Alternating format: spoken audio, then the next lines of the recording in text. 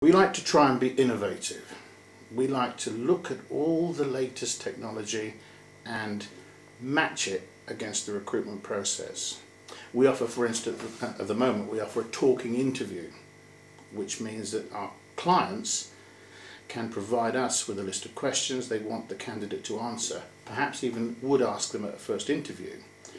We then ask those questions to our candidate. The candidate answers them via a webcam. We put it onto a website.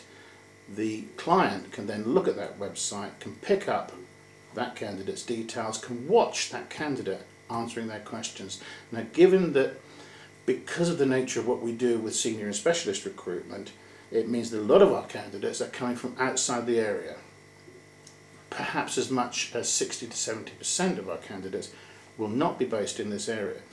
If they're based, for instance, on the south coast, it makes so much more sense to be able to ask them some questions, maybe for a sort of 15-20 minute period, and watch them answering those questions and say at the end of that period, no, they're not for me.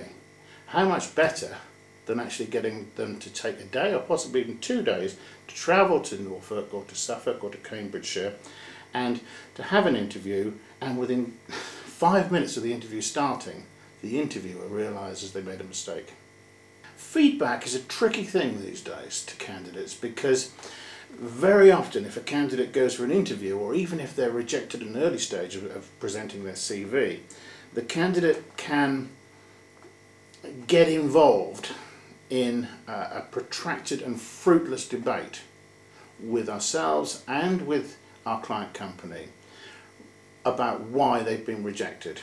It only leads to frustration and bad feeling, and very often we will advise clients not to feed back to candidates. We will do the feedback in a positive way, and we have to be very careful, because we have to understand that we're dealing with people who are in a pretty vulnerable situation very often.